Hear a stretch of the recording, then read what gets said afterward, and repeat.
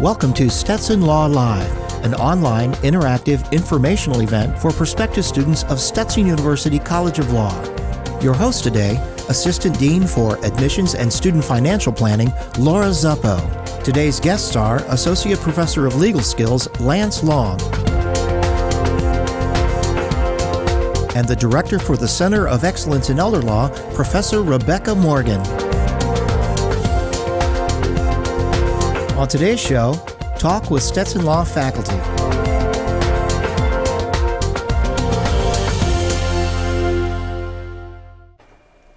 Hi everyone, welcome to Stetson University College of Law's online webinar. This is Talk with Stetson Law Faculty. Before we get started, we have a bunch of folks who are logging in and we want to give them a chance to do so. We actually put together a pretty cool video on life after law school featuring some of our graduates.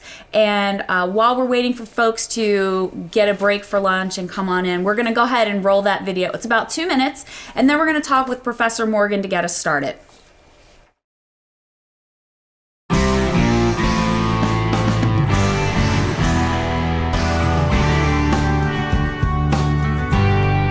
The thing that I love about Stetson is it doesn't just teach from a theoretical perspective, but also from a practical perspective, and it really allows you to practice your skills. So I know that it will help me succeed in life after law school. I think Stetson has done a great job of preparing me for life after law school. They give you a chance to take on a lot of different responsibilities, but also the support you need to fulfill those responsibilities and get things done. Stetson's prepared me not just how to think like a lawyer, but how to act like one too. Intelligent, courteous, always professional. It's the whole package, really. Stetson provided me with practical legal experience so that I could be successful in the legal profession. Stetson's pro bono requirement really teaches students how to become valuable members of the legal community. At Stetson, experiential training is just as important as theoretical training. Stetson has given me the tools to take what I've already learned in my background and use it in the legal profession. The clinics and internships here at Stetson provide us with an opportunity for hands-on training before we enter the legal field. I really enjoyed working with the clinics and internships here at Stetson. It's really prepared me for life outside of law school. Stetson really offers us a lot of hands-on experience to prepare us for the real world.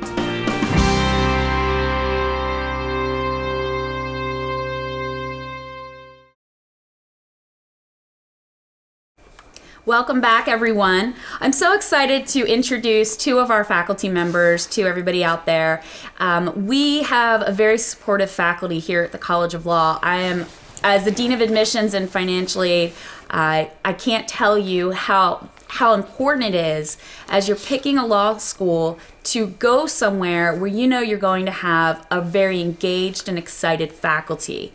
You don't pick a law school for me, you don't pick a law school for the admissions officers, you pick a law school based on a lot of other factors, and one of the biggest ones, of course, is, do I have access to my faculty? Are they looking forward to working with me? Are they engaged?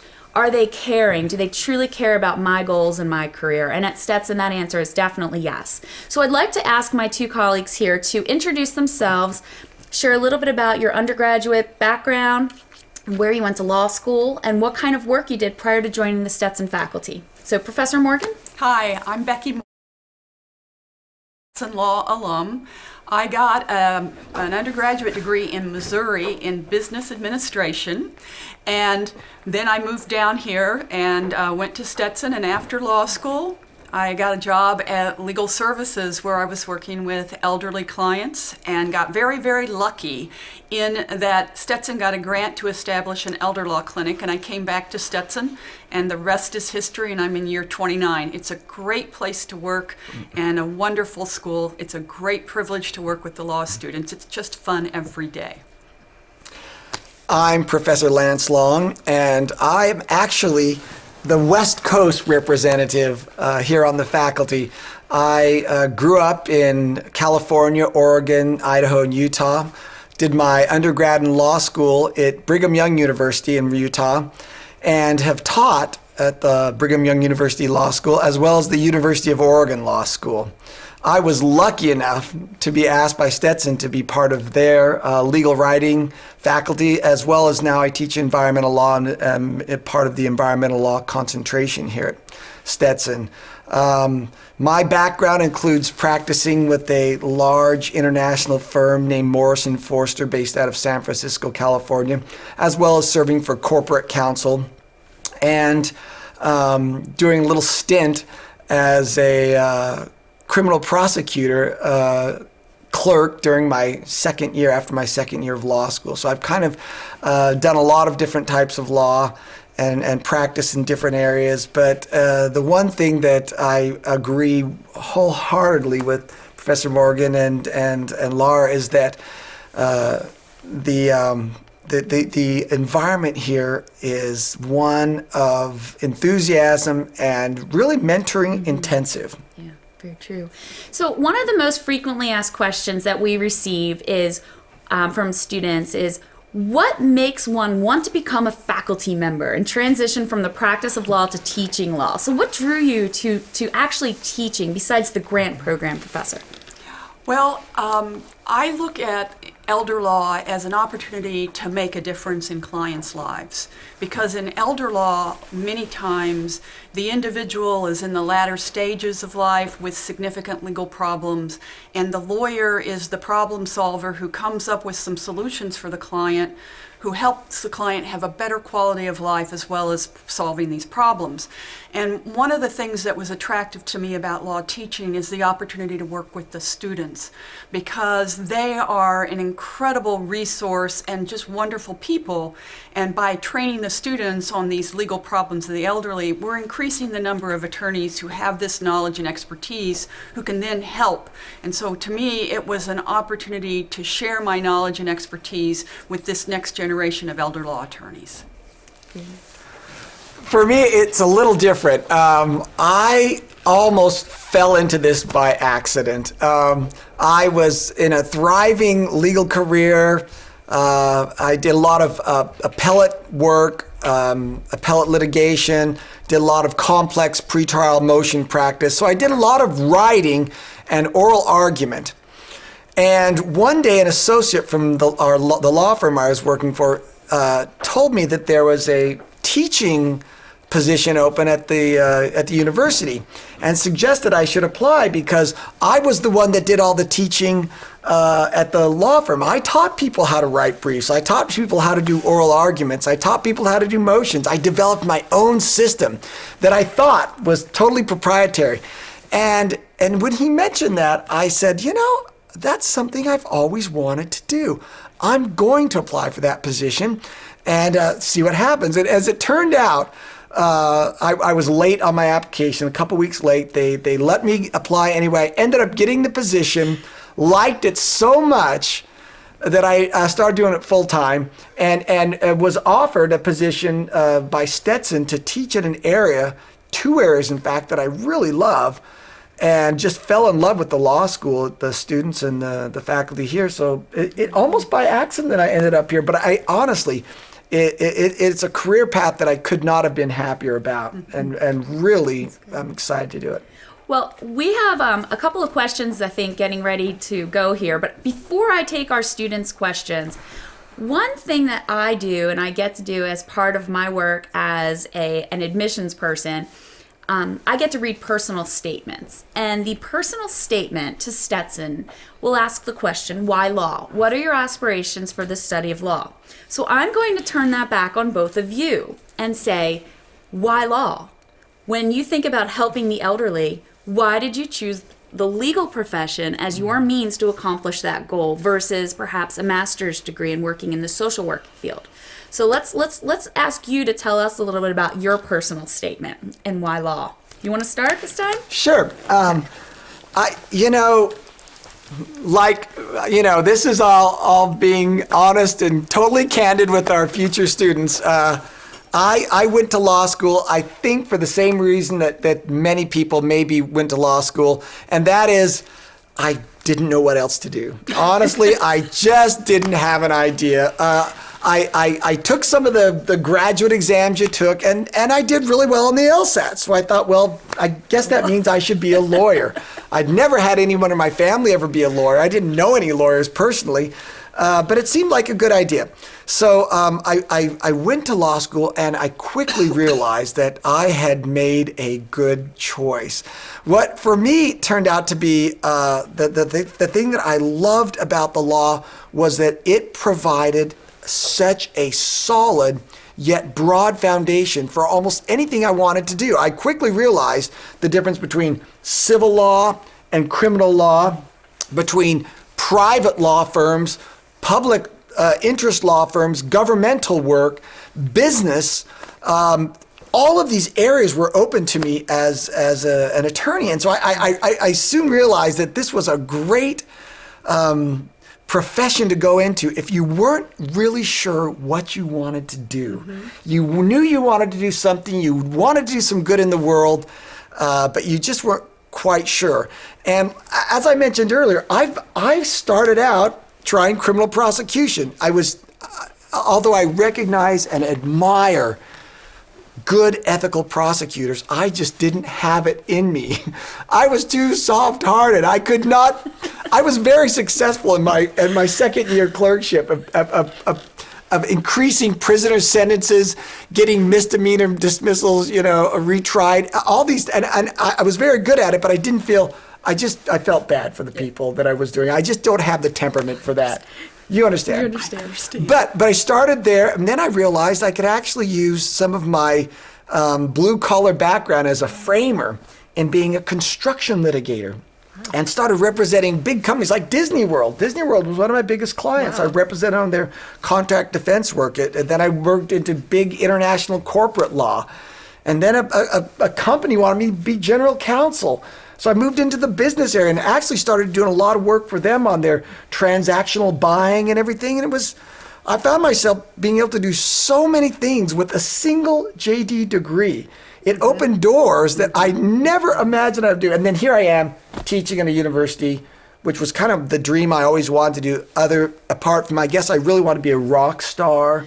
Who doesn't? And then I wanted to be a professional athlete. Neither one of those seemed to be in the cards for me. So this was my number 3 pick, but a great. I can't imagine. Really? No, I just didn't have what it takes to do those really important jobs.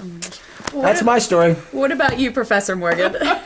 Well, I will tell you that I was a business major in undergrad, and I took a business law course, and I got very intrigued by that business law course. And I will tell you that, as a trivia, I went to Central Missouri State, and the reason I'm telling you this is they just won their division for Division II, so they're like, they just won the Final Four of Division II, go Mules. And so when I left the undergraduate, I was very interested in consumer issues and thinking about how I could help people.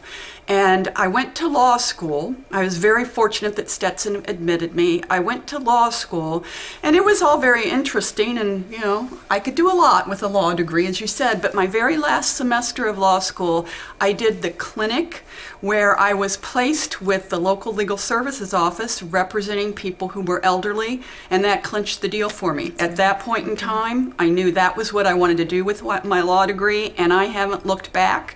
And as my colleagues will tell you, it's all elder law all the time.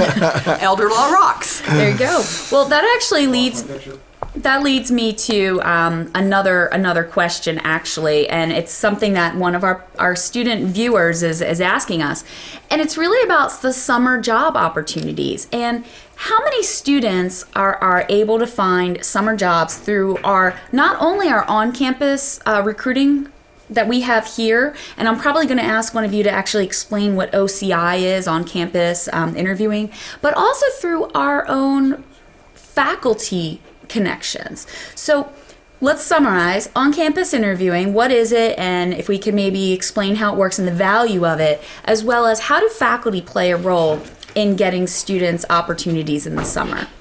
Oh, I want to answer the second Okay. one. Okay. You take second, you take get first. I'll take the first one. I'll take OCI. Okay. Well, one of the things that is, I'm going to go first. No, you go first. No, you go first. No, second first. Okay, older first. That's right. One of the things that's More really beautiful. valuable in terms of faculty connections is that we will work with our students to try to help them with their job search. And we have a great career services office, but as far as elder law, for example, if we have somebody who is looking for a clerk in elder law, they're likely going to contact me and say, hey, I'm looking for somebody, do you know anybody? My colleague, Professor Flowers, who is the other part of the elder law dynamic duo, used to be a prosecutor. And so when I have a student who is interested in litigation, I send that person over to talk to Professor Flowers. We give the students some ideas about, have you considered this or you considered that? Because as Professor Long said, you can do a lot with a law degree, and it doesn't have to be just your traditional summer clerking job. And so we, Professor Flowers and I, try to maintain contacts all over the country in order to give our students as many leads as possible. Nice. And, one of the ways we do that with the Career Services Department is we actually arrange on-campus interviews with law firms and various organizations. We actually provide offices and facilities for them to come, set up schedules, students sign up, and interview with these various firms and entities. How many people actually get jobs from that? I don't have the numbers. I don't have the numbers either, but for Caramel's, I can't see the full name, but email us at the end of the session. We'll put up our email info, and I will get you in touch with Career Development for the exact data, because they track everything. If it moves, they track it. So we do have it.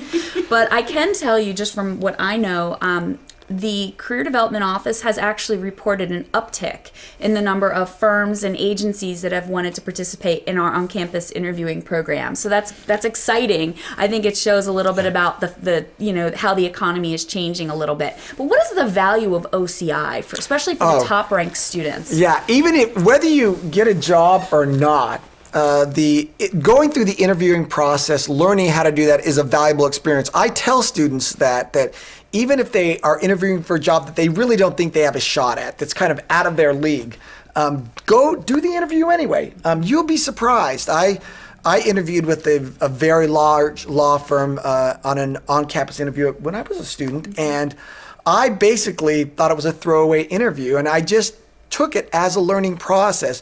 I actually ended up getting a call back from them and had 2 subsequent interviews. I didn't get the job, but it was a valuable learning experience, and I learned that being relaxed, not even worrying about getting a job, just learning how to relax and interact with potential future employers was a tremendous bonus.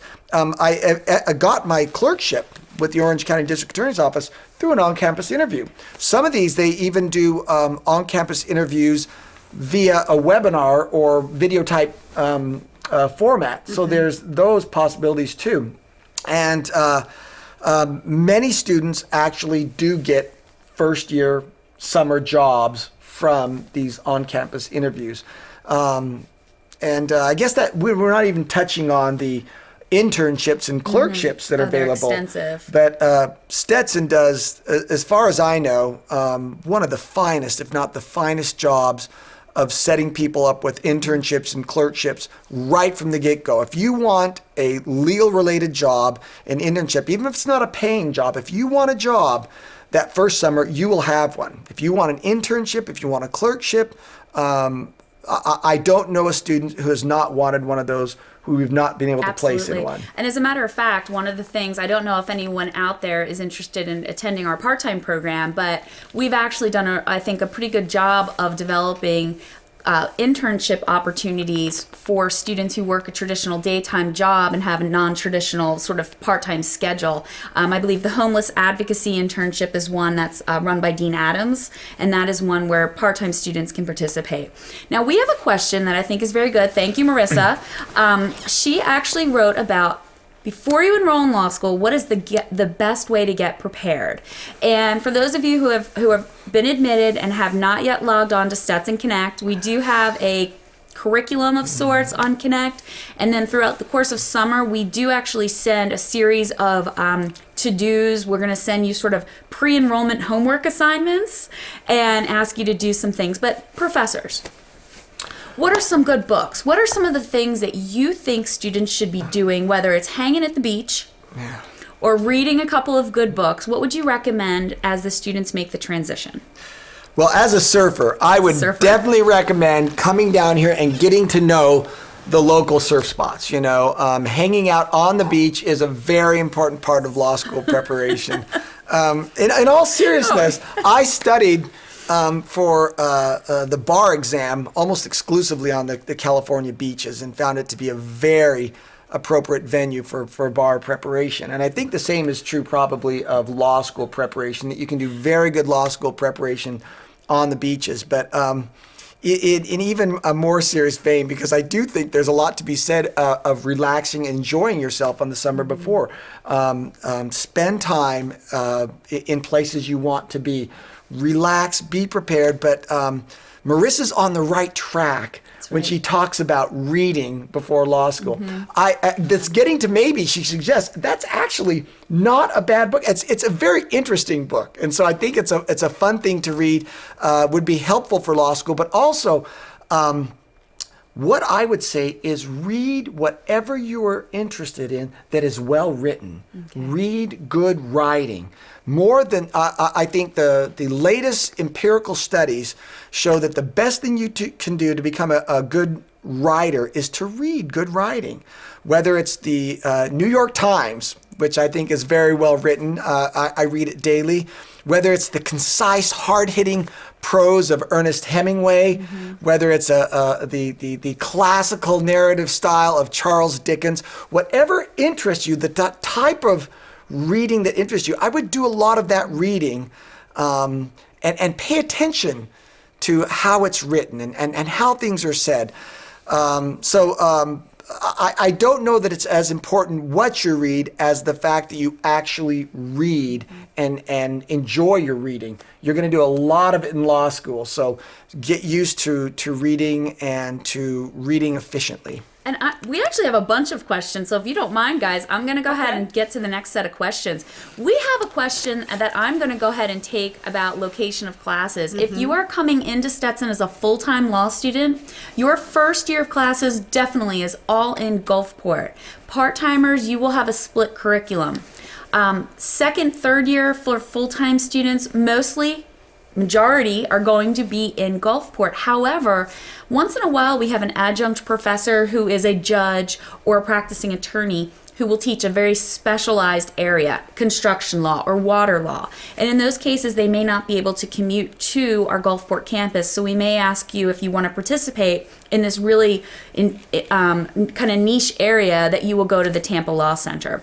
But the next question is about the 1L curriculum, and this is pretty exciting because I think that our faculty can really tell you about the 1L curriculum and sort of how it relates maybe to other schools, and why do we offer the required courses that we require. How's that? That's excellent, and I actually think that Professor Long, because he teaches in the 1L curriculum, is probably better at answering this. But you know, one of the things that you have to think about is the law concerns itself with lots of different areas, and the first year curriculum, in my view, is really designed to give you an education on all those different areas that you encounter. I particularly am interested in what they study in the first year curriculum because it applies to what I teach in the upper level curriculum. And so we have a standard series of courses on torts, contracts, criminal law, property, writing, of course, which is very important. And then they get evidence, but that and constitutional law and professional responsibility. Right? So in the first year, they would take 2 of the writing courses. Is that right? Yep. Stetson is, as you may be aware of, has one of the highest ranked. We're ranked number 6 this year in legal writing programs. We have a fantastic writing faculty here.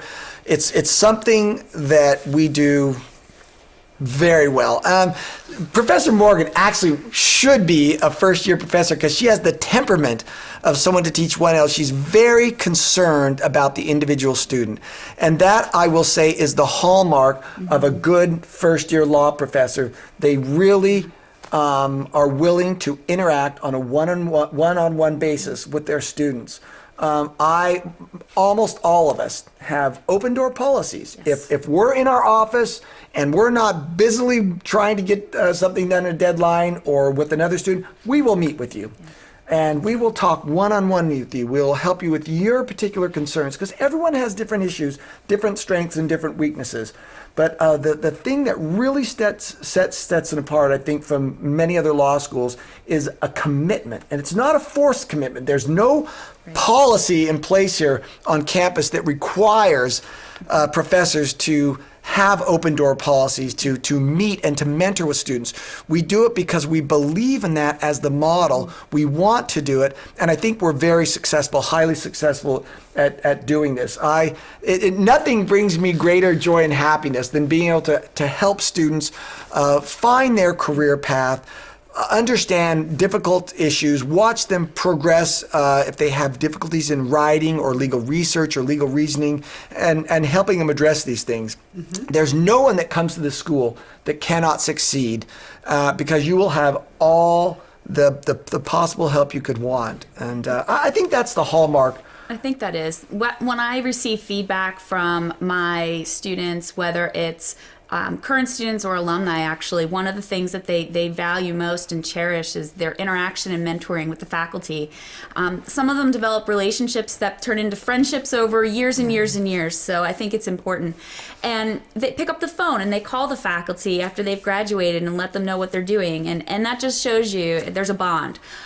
We actually have a good question about the dual degree program with the MBA, and I can probably answer some of it, but I think the question is about how useful is it to combine two different disciplines, such as the JD MBA? And can either of you talk on sort of the value of a dual degree? Yeah, well, I can, just because I have worked in business as well as law, and with international law firms that work primarily with businesses, and it is actually an excellent degree.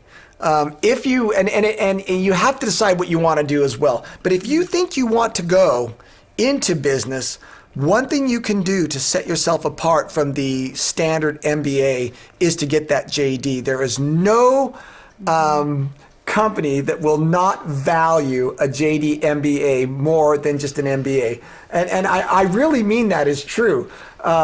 If you have a JD MBA from a good program, it's always going to be an asset to you. So from that perspective, but the other thing I like about the JD MBA program in particular is even if you're not going to work as corporate counsel for a business entity per se, it gives you the exposure to business and marketing that you don't necessarily get in your law program. So if you want to go into civil law, you want to work for a firm that is going to represent business entities, you give yourself a more broad background. It's kind of the same thing is true with the first year classes. You don't just want to focus in on one narrow area.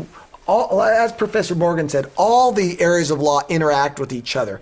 If you can lump into that a solid understanding in accounting and marketing, I really think that is a huge a benefit. Plus, you get a year off. You knock a year off your program. That is true. Now, for those of you who do have an interest in our JD MBA and are coming on Saturday, who are admitted, admits, don't forget, admitted students open house this Saturday the 5th. For those of you who are in the pipeline but haven't learned if you're admitted or not, we will actually host a second open house on May 23rd, so stay tuned. I always have the MBA folks from our School of Business represented. It's a great time to meet them. If you don't know your decision status right now and you do want to learn a little bit about the MBA, again, email me or email us following this presentation and we'll get you in touch with Dana. She is the assistant director for the graduate programs office, and she'll get you the info you need. Now, we have a good question about the library. Now, the library does indeed have 24-hour swipe card access. I see the Papa John's delivery guy delivering on a regular basis. You can have food and drink in there.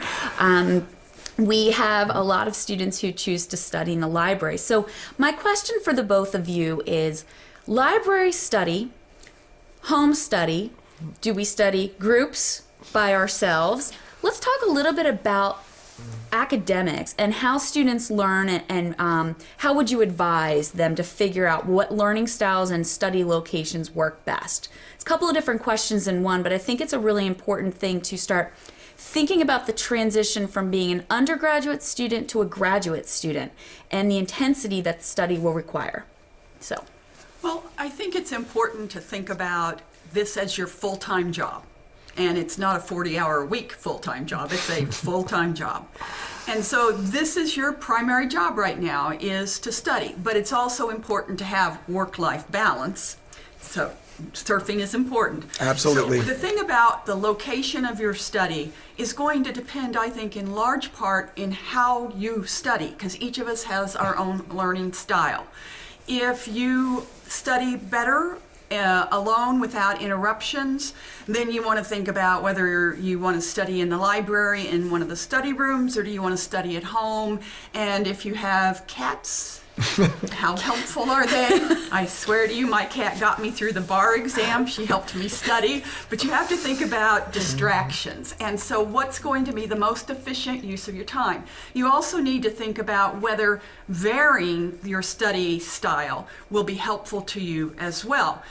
Because if you're a visual learner, or are you a kinesthetic learner, or do you learn from hearing, study groups can be very valuable to you. However, I think that with a study group is you want to have people who are going to have the same level of commitment to it as you, because you don't want to have somebody who's really going to blow it off. And so you want to look at the different ways you can do things. And there's lots of different ways to learn what works best for you. And also to recognize that varying your studying styles may help you stay more alert, because you're not just sitting in front of your computer for hours at a time. Professor Long, what do you think? No, absolutely. You bring out some great points, and all the points I hardly endorse. One of the things I do in my scholarly agenda is I do a lot of empirical research on writing and effective writing, but it also bleeds over into learning styles. And there's no question that the latest research shows that varying actually the location of your study, varying the way you study between groups and individual study, repetitive type studying things, the all different strategies can be effective, and you would be well advised to try and find the style that you think is most effective for you. But so I really think you're spot on your advice on that. A lot of the thing that amazes me, even though we don't use the books anymore in the library. We do. No, they do. They still actually do. They we do? have real librarians. People really use books? They use books, yeah. No, you do. You actually, and I will tell you that as your legal research and writing professor, that there are certain things you should still do book research. But by and large, you use the computer a lot. I am amazed at how many students still find themselves in the library. It provides a conducive atmosphere. I think I read somewhere on the library website that we have more group study rooms than any other campus in the United States, in our law library. I don't know if that's true. I just read that on the little screen there. We have a lot, and we have a large number of study carrels, and we actually have a pretty cool and very eclectic set of reference librarians. And they're great. Our librarians are wonderful, and they have what they call the 10-minute rule. If you can't find something in 10 minutes, the rule is you go find them. Yeah. Their job is to teach you how to do research more efficiently and effectively. Because if you're out there doing billable hours, you can't waste time, because you can't bill more than a certain amount of time for a certain task. So we actually have a couple of cool questions here that I'm excited about. One question is about the difference between the social justice advocacy concentration versus the general advocacy concentration. Social justice advocacy is actually quite new. It's a new program at Stetson. So could either of you talk a little bit about what is social justice advocacy and why is it different? The advocacy program itself, I think, is focusing more on the skills curriculum, where the social justice is more of an integration of substantive law, civil rights, and skills. I don't teach in that particular group of courses, so I'm just speculating on this. I don't know whether you have any more familiarity with it or not. A little bit more, in the sense that I teach an environmental advocacy class, which is not a traditional advocacy class, much like the social justice is not necessarily traditional advocacy in our trial advocacy and our appellate advocacy courses. in our mediation negotiation courses, those actually focus on the skill, and sometimes it's actually tethered in with a substantive class. For example, the evidence class will be tethered in with a trial advocacy, which is a very effective way to do it. The advocacy I focus on in environmental advocacy is different. It's alternative forms. We talk about information gathering, FOIA requests. We talk about media advocacy. We talk about private and public collaborations. In the social justice advocacy, they are focusing on areas of civil rights, access to justice for those who don't already have it. It really overlaps with environmental advocacy in the sense that I'm one of the big focuses in my environmental advocacy is environmental justice, which is that environmental degradation tends to impact socioeconomically disadvantaged populations more than the general populace. And so there's that intersection that I think we emphasize in environmental advocacies as well as in our social justice advocacy. And that actually leads very nicely into another question that's been asked so far, which is, can students participate in mock trial, moot court, and law review? And I know that there are many high-achieving students that do it. So can you guys talk a little bit about those programs? Well, back to work-life balance again. Work-life balance, yes. You can in fact do many things, but you want to pick and choose what you want to do. And one of the things that's useful to you is to talk with one of your faculty, I think, in your first year about what your interests are and get some advice as to what to pursue. Whether you want to try for all of them, or whether you want to focus on one or more than one. In your first year, I believe you're not allowed to try out for the trial teams, although you can do the intramural competition, and you could perhaps be a witness for them. But in your first year in particular, you're adjusting to a new environment, and that is studying the law.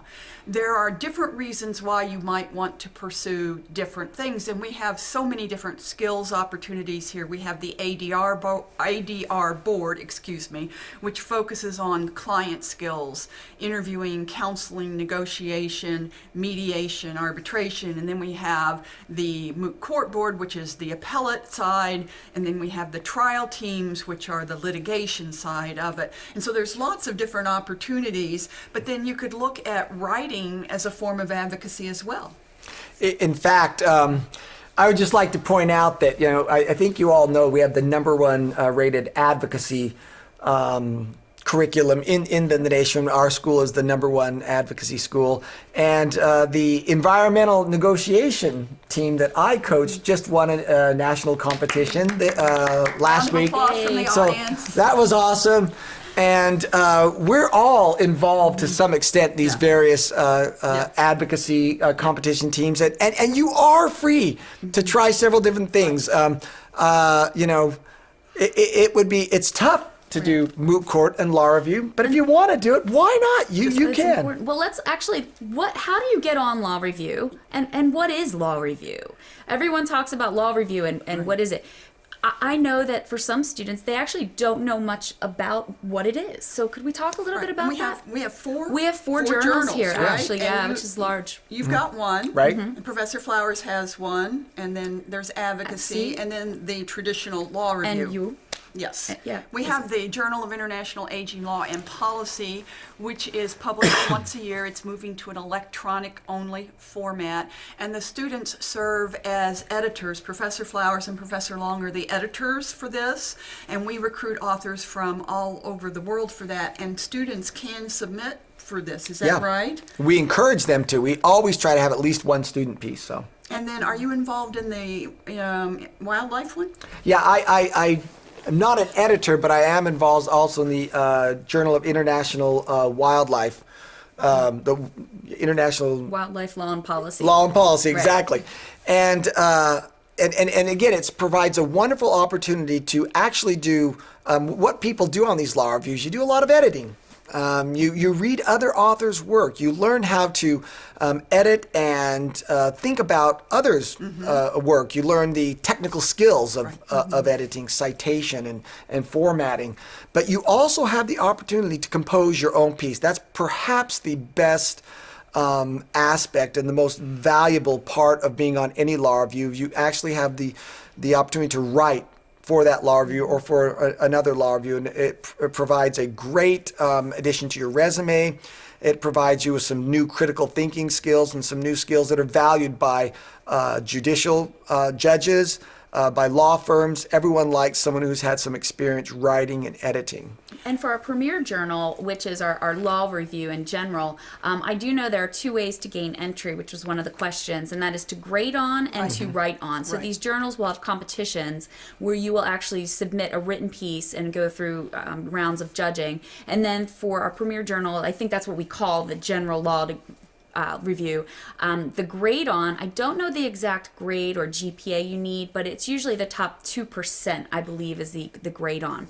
Now, we have a question about lectures, and when a student needs to miss a class, is ill, that kind of thing, do we record our classes? How would a student typically gain access to material if for some reason they're sick? Is that a case-by-case basis based on faculty, or is there any kind of policy that we are aware of?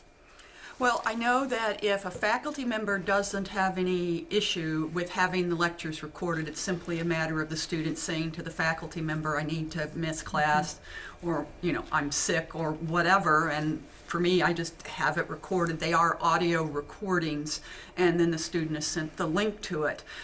If the student knows that the student's going to miss a class, or if the student has a health emergency, it's always really important for the student to talk to the Associate Dean of Academics just to let somebody know that something's going on, as opposed to just not showing up.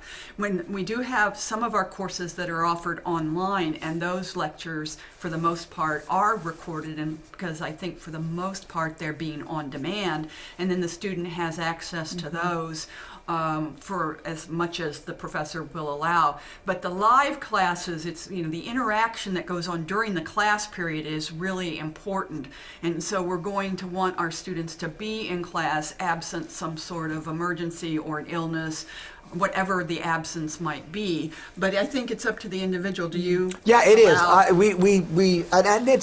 I don't even know of a professor who does not allow it.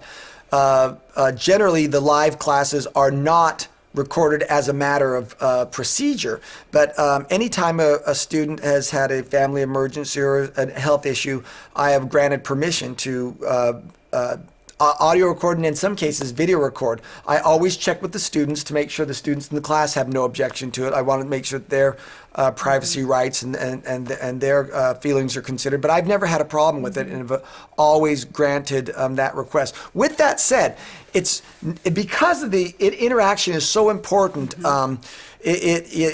Don't miss those classes unless you absolutely need to. And furthermore, even if you have the video or audio recording, get notes from the classmate. And actually, the students tend to be really kind to one another. We tend to have a very, very collegial environment where students know if a classmate's sick. They're very good at providing their notes. One thing that I just sort of wanted to share just real quick as we make the transition, because we have a bunch of great questions. We actually have a question from Nick about our law librarians. Yes, Nick, our law librarians are also attorneys. They typically have the JD and then the Master of Library Science degree. It's important. A lot of them have practiced law as well before going into library science. We have a question about mental health counseling, and does Stetson offer mental health? Yes, we do. Stetson University College of Law has contracted with Eckerd College, which is about 10 minutes away. And our students have unlimited access to mental health counseling for free with Eckerd. We can refer you there, and the students can go, and it is anonymous. What's wonderful about it is it's 10 minutes away, and your privacy is guaranteed. You're not going into an office on campus where your classmates can see you walk in. Students out there, I encourage you, if you ever think you need counseling, go get it. Law school is stressful. And exam time is stressful, and that's why we have therapy dogs in the library you can go pet, and why we encourage, as part of your extra and co-curricular activities, to be active and to be well and to take good care of yourself physically and emotionally, and not just devote 24/7 to your studies. You need that balance, as Professor Long said and Professor Morgan reiterated. So we have a question here. I think I'm looking to see. Okay, now it does talk about audio recording. Okay, we had a question earlier that I think I missed, and it was actually about academic support. And as students make the transition to law school, sometimes they find themselves struggling to keep up with material, to understanding what they're reading in a case, to know what they're supposed to get out of a case, and on exams. Exams in many classes are one exam, all essay, for the entire semester. So can you both talk a little bit about academic success that we have, and then maybe just touch on sort of what to expect as part of assessments here in law school? So let you guys figure out who wants to take that one. Well, I teach in the upper level curriculum, and so it's a little bit different perhaps, although it does vary from professor to professor. We, in the skills curriculum in particular, we give you an incredible amount of feedback because you're doing discrete tasks and then we critique you, or you're submitting something in writing and we give you feedback. And so you're constantly getting feedback from us. In the doctrinal courses, it may be a little bit different. You may have periodic assignments that you do, but it may be that you have a midterm and a final exam, or it may be that you have a final exam, or it may be that you have a scholarly paper. And so the type of instruction that you're going to be given depends upon the type of the course that you're taking and the professor's approach to it. One of the things I want you to think about being present in class and participating in class is that allows us some assessment of the student. We can tell whether you're grasping the material, we can tell how well you're performing by your responses to questions in class. And so I encourage my students to speak out in class quite a bit because it helps me gauge how well they're doing. In the first year curriculum, is it up to the individual faculty member in terms of whether they're going to have periodic assessment? Yeah, it is, and it varies. In most of the legal writing classes, the professors actually have there's a tremendous amount of feedback. You start from a very simple memo to a more difficult one to a more difficult, and it builds. And it builds even through the first and second semesters to where you get a great exposure to a broad array of different type of legal problems and legal issues. But with every professor, it varies somewhat. Some professors, even in your civil procedure class, will have a one final exam. Others will have a midterm and a final. Some will have periodic assignments together with a midterm and a final. Regardless of the exact format, though, the other part of the question I think that I want to address is we have a director of our academic success program, Professor Minetti, who is fantastic. Yes. I'm not overstating it when I say he runs one of the best academic success programs I know of. And I've taught at 3 different law schools, so I'm not just speaking out of turn, but he's tremendous. He's so approachable.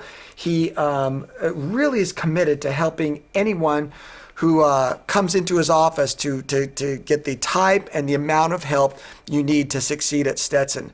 Again, there's the culture here, the community here is such that if you want to succeed, you will succeed. Right. You will be able to because we provide the resources for that. Well, and I think it leads me to my next question, which comes from one of the students about R&W courses, research and writing. What I love about it, and we're going to direct this right to Professor Long. You take that one. A little bit about upper level student involvement. And the second part of the question was about how many students are in an R&W. So if you could kind of talk about TAs and stuff like that too. Yeah. Generally, we have about 30 students in an R&W class.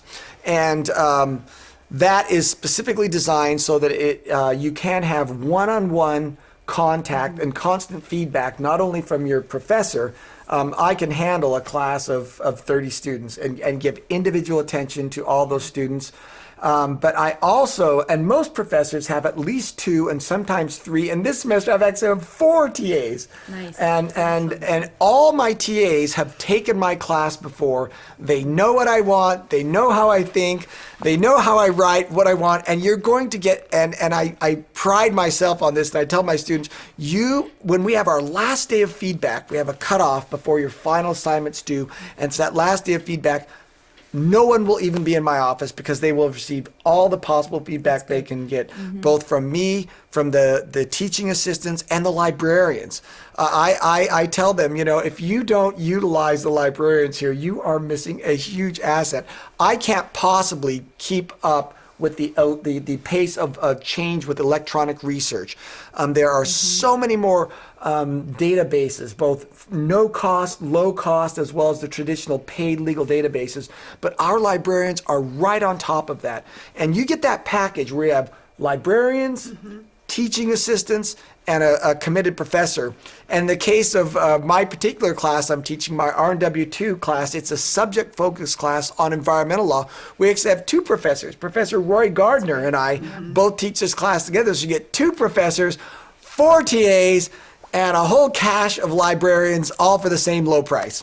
It's a great deal. Same low price of private school tuition. That's right. So you know what? Since we're having a little bit of fun, we actually have a question about fun events. Talk about them. I am excited. Professor Morgan, why don't you tell us a little bit about the student life at Stetson? Well, I know that the question was asking about what the student organizations do that would be fun for their members, and I want to talk a little bit about some of the fun things that the elder law students do, because I think they do really fun things, but it's all about elder law.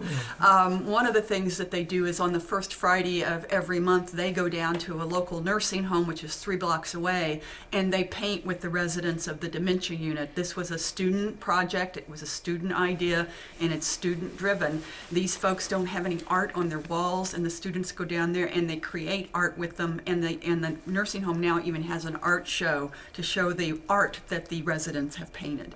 The other thing that the students do is they will go to the local senior center and play Wii Bowling with the folks at the senior center. And I just have to tell you, you better be good, because they have a league and they compete against other senior centers. And you may be cute and you may remind that person of their grandchild, but if you're going to pull down their average, they're going to have an issue with you. You're kicked off the team. That's right. They're serious about this. They do other kinds of philanthropic work as well. They will do the Alzheimer's Walk. One of the things that the Elder Law Center has been doing every year, which we allow the students to participate for legal pro bono, is we work with private attorneys to do wills, what we call wills for the greatest generation, where the attorneys and the students are crafting wills and advance directives for veterans who have served in Korea, Vietnam, and World War II. It gives the students an opportunity to do some pro bono, but to also do some good and make some contacts with the attorneys. This one, gardens. Yes. I'm involved in mostly environmental type groups. We have the Environmental Law Society, the Go Green Committee, the Maritime Law Society, and these entities all have in common a love for the environment, a love for outdoors activities. And so we're, with Go Green Committee, we're committed to on-campus recycling, on-campus. We have our own organic earthbox garden we grow here on campus. And so we have activities like that. We have presentations for the Environmental Law Society of practitioners from both the private sector as well as the public interest, as well as the government sector, who come and give lectures and interact and talk with you. We do great fun activities like they do with the Elder Law Society and the Environmental Law Society and Go Green and the Maritime Law Society. We do kayak cleanups where we go out to we have agreements with kayaking companies that will give us free kayaks. We go out for the morning and we clean up mangroves and pick up the trash and enjoy kayaking and stand-up paddleboarding. The Maritime Law Society, 2 weeks ago, we went down to Anna Maria Island and actually did a scuba cleanup where we did scuba diving and cleaned up there at what's the rocks down there? I can't remember the exact name of the rocks down there. And those of us who didn't scuba or weren't certified, we did beach cleanup there and had a great time.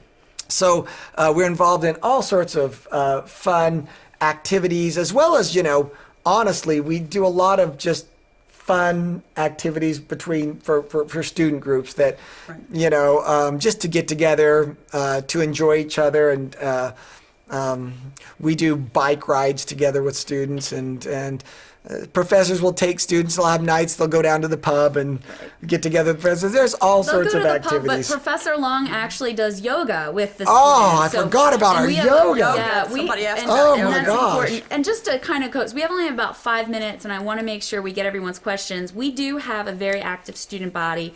Intramural sports, yoga, Zumba. If you are a certified instructor, you can work with Student Life on doing that as sort of a student assistant position on campus to teach. We have about 45 different student organizations. We just added a food law organization. Professor O'Connor is the advisor for that. So there are a lot of ways to get involved, everyone. And the beautiful thing about our student orgs is they all have faculty advisors. Your faculty are around you all the time, and that's, I think you can tell their energy and passion, right? So let's answer a couple of questions. We do have a pro bono requirement. In fact, we're one of the few schools that actually has a faculty pro bono requirement in addition to students. Now, if you are serious about Stetson, I hope you're serious about service, because it's 60 hours, and that number was actually driven by students. It used to be 20 back in fall '09. The students put together a drive to increase it to 60. You have to do at least half of your hours through legal pro bono. The other half could be general pro bono. Student Life puts on a very, very nice pro bono fair where agencies and organizations come in, and you could sort of pick and choose and how you want to do your legal and non-legal. You work with Student Life to actually log those pro bono hours. So I hope that answers your question, Carolina. Additionally, we have a couple more questions about career. We have a few more questions about careers, and one of the things we shared pretty early on is our career development office and faculty work with you, as well as our alumni. We happen to have about 4,000 alumni in the Tampa Bay area, and our alumni are pretty active. They come to campus for, it's like a speed dating kind of concept, but they'll do a speed interviewing. We bring them in to do mock interviews for our folks going out there, and they will help with those mock interviews, resumes, etc. They come back and speak to the different student orgs. So as we're rotating off of that, let's just reiterate a little bit more about how faculty and career development help the students with jobs and summer positions, because we have 3 more questions. So do you want to elaborate on that a little bit more? Yeah, I think one of the things I really like, and Laura, aren't you Dean Zuppo now? I'm Dean Zuppo, yeah. Dean Zuppo, yeah, she is one of our associate deans now. Yeah, assistant, but thank you. Yes, assistant Professor deans. Long is promoting me. Yeah. Yes, I am. No, but she does a great job because she gets to know the students coming in, and she hooks them up actually with professors that she thinks will be able. For example, I always get the West Coasters. Always. You know, You're from Utah, if you're from Utah, Arizona, from California, Oregon, California, I'll get you with him. And I have a lot of contacts. If anyone wants to go out west, I have great contacts both in the public and private sectors out there. I just happen to have some friends in some really high places out there, so you're going to do okay. But right. Both the career services people as well as the admissions people know the faculty well enough to know which students would benefit from particularly faculty expertise. And so they really, I think that the 3 entities work synergistically to really help you. And I'm committed to doing anything possible to helping you get not just a job, but a job that you really enjoy and one that will be meaningful. Important. That's important. I think a lot of people sometimes are so focused on just getting a job, they lose sight of the passion. And I think when you start mentoring and forming relationships with your faculty as early as your first year, it doesn't take, you don't wait till 3rd year. Your faculty and the advisors on campus really do a great job of getting to know what you're truly passionate about and helping you make connections. We have one more question that I sort of want to wrap up. And the final question is about sort of safety and security here on campus. If you were leaving the library late at night, do we have measures in place? And I'd like for us all to address that, or at least Professor Morgan, if you want to address anything. Sure. We have a fabulous public safety office. They take campus security very seriously. The campus is an open campus, so if you've looked at it, you know there's a lot of open area, but the public safety officers are constantly patrolling it. They're also very friendly. They take their role in the education process seriously. They realize that they have a role. And if you are going to be walking to your car by yourself, you just call them and they'll walk you to your car. There's no problem whatsoever. And we do have cameras placed around the campus for security purposes, but they do take a very serious role in making sure that our people stay safe. And I think that's important. We have the emergency text messaging system. Obviously, we're in Florida. If the hurricane decides to come through, we have some plans in place. So I think this is a very well-prepared community, and we do like to call ourselves a community. And as such, I'd like to say thank you to my friends and colleagues here, and thank you all for spending your lunch hour, your break with us today. And so please email us, give us a call, come for a visit. Thank you, Professor Morgan, and thank you, Professor Long. Thank you. This will be, a link will be available if you want to watch this again. Bye, so everyone. much fun. Thank you. Enjoyed it. Hope to see y'all at the student open house. Yes. I'll be there. Yes, bye-bye. Thank you for watching Stetson Law Live. For more information, send us an email or give us a call. For your convenience, our contact information will remain on screen for the next few minutes. Be sure to check our homepage often for news, information, and updates. Thanks again. We look forward to hearing from you soon.